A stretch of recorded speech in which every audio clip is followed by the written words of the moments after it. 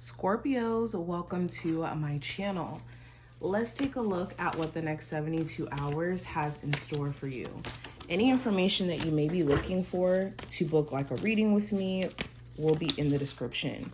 And if you're new here and you would like to see future forecasts from me, make sure that you hit the subscribe button as well as the notification bell so you get notified whenever I post on the channel.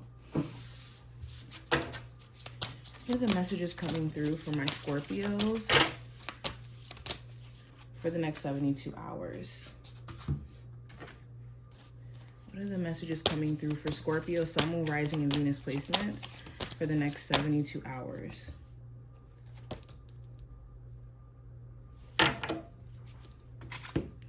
Okay, so first card that we have, Scorpios, we have the Queen of Pentacles representing the general energy.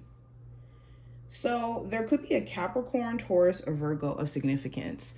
If not an earth sign, this could be someone who you're dealing with where you could be questioning whether or not they can be trusted. This could be either in the sense of like handling money. There's someone who you can trust to handle like finances, or trust in the sense of like cheating, them having your best interest. You could be wondering like, does this person have my best interest all around?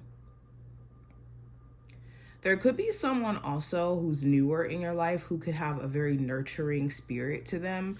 They could be someone who's very kind, someone who's very empathetic. They could be someone who is like the type to, you know, cater to you. This could be making you a little bit afraid though, especially if you aren't really used to somebody showing up like this. Off of other people, this could talk about also your finances. You could be making or trying to make smarter decisions with how you manage your money. And you could know that it's going to require you to put a lot of money into a business, into a creative path in order for you to see the progress you want to see. So I see you guys just looking at money and finances and how to be more responsible in that sense. Now, going into what I see with career and finance, since we're talking about money, we have the Nine of Cups in reverse. So you may not be at a place to where you're 100% pleased. You could want more for yourself. You could know like my goals, my aspirations for what I can do. I haven't necessarily reached that full potential yet.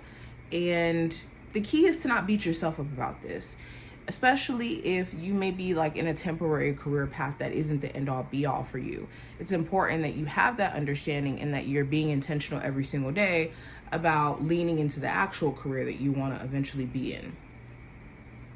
The Nine of Cups in reverse could also talk about there just being things that make a job not worth it to you, whether that's like work environment or higher ups that you work with, co-workers, customers. There could be certain things that just isn't necessarily fulfilling. Now, going into what I see with love, we have the Five of Swords. So there could be some like crazy arguments or lose-lose arguments taking place between you and a love interest, where you could see things one way, your person could see things another way, and both of you guys may feel like your perspective isn't necessarily being seen. The Five of Swords could also talk about arguments that don't really have a solution, or things being said in the heat of the moment. So be mindful of like being pulled into arguments and being pulled out of your character in these arguments. For my single Scorpios, this could more so speak to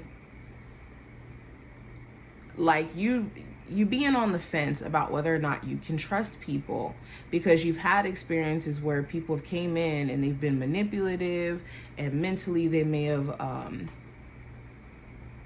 been like messing with you. And I think that the future people that you date, you could have this like high defense wall or this high alert for whether or not people are trying to be manipulative. But this could make you feel like everyone has bad intentions, so be careful of this.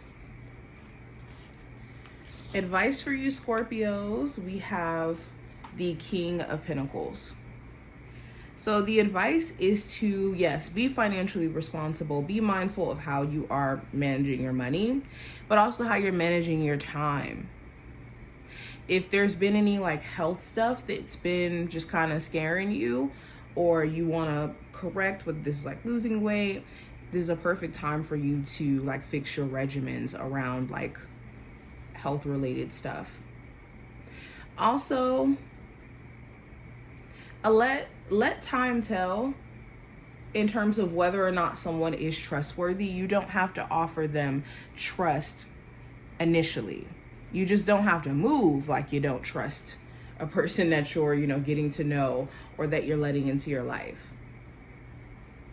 But time will let you know whether or not someone is genuine or disingenuous. Now, going into the possible challenge you may run into, I have the Temperance card. So this could be a Sagittarius specifically, where there's an issue popping off between you two. For others of you, it may not be a Sagittarius, but it could be someone who you're losing a sense of patience for, or you could be noticing that they're losing a sense of patience. The emotional flow, or how you guys operate in a relationship with someone, may be challenging because you guys may have two different perspectives or two different ways of handling things, two different upbringings, and find that balance is challenging. For others of you, the Temperance cards more so speaks to impatience. You may really be feeling like you're at a crunch with time.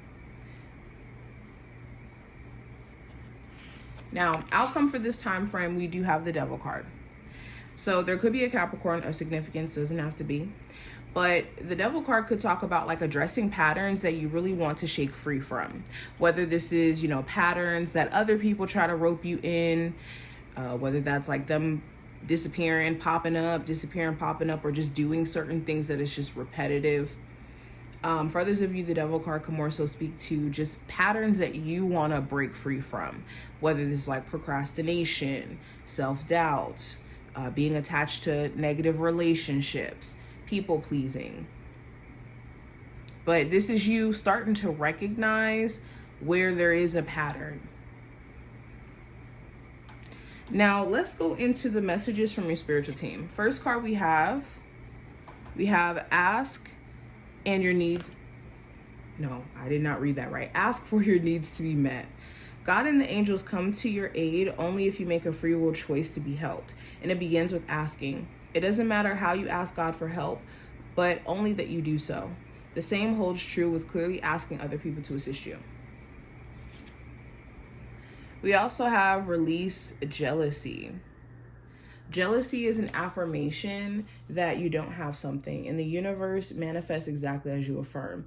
Let other people's successes inspire you rather than frustrate you. If they can have it, so can you. And last card, we have transgenerational karma. I am inspired by my family's history. So the message is here. If you need support right now, it's important that you lean into your spiritual team, God, right now, more than anything. And that you aren't afraid to ask for help, not just in the sense of like asking your spiritual team for help, but literal help, like in the physical world, whether that's like asking family for help, asking friends for help. Being strong doesn't mean isolating yourself and stopping yourself from getting the help that you need, if you need it. Also, you do need to stay away from people who are jealous or who have a jealous spirit, where when you talk about yourself or you talk about things that you want to do, or you just being you, could make other people frustrated, okay? You don't have to have anything special in terms of like objects or material items for people to be jealous of you. People can be jealous of the light that you carry, of the creativity that you carry. And it's important that you protect yourself from people who have a downing spirit. But this is what I see. I hope that this was helpful, and I will talk to you in the next one.